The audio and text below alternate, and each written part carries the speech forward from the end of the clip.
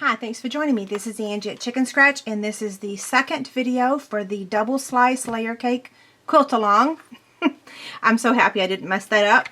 Okay, so I always keep all of my labels for my fabric. I swear one of these days I'm actually going to create a scrapbook that has all the labels and maybe a picture of the quilt that I made using it. So I've saved almost every single one of them so far, so I'm going to just put that up there on my ledge and so that I don't mess it up. Okay, so this is all 42 pieces of fabric, and if you've heard me say 40, I'm sorry. It is 42. That's what comes in the layer cake. I just get confused. Okay, so our first cut, let me move this over. I'm not going to move my layer cake around at all. It usually comes exactly where you want your pieces. So I'm just going to take 2 pieces at a time. Now, I know some people can cut a whole lot more fabric. I still call myself kind of an infant quilter, so I'm a beginner. Not really, but kind of, sort of. So what I'm going to do is just place it here on my cutting mat, and I'm going to cut at 3.5. So I'm going to line up the grid down here at 3.5, and I'm going to make sure that it's straight over here on the side, and then I'm going to cut. Now, one of the things that's important about this is that you keep all of your fabric lined up, okay? So what I'm going to do is just turn my fabric completely over and make 2 stacks, because we are going to be doing some more turning and everything, but you want to keep these together.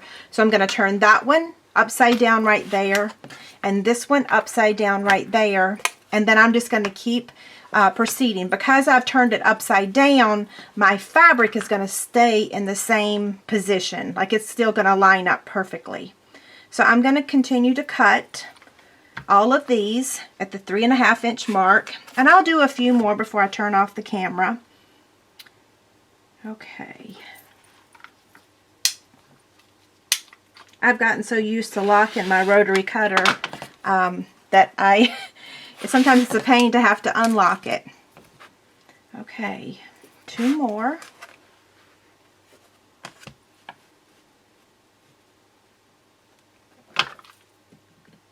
So again, I'm just cutting it at the 3.5 and keeping those 2 stacks separate. I normally film my quilting videos upstairs in the dining room, but it has an echo for some reason, and I just decided, you know what, I'll just move these videos down to my paper crafting room and try to get as much done down here as I can before I go up there.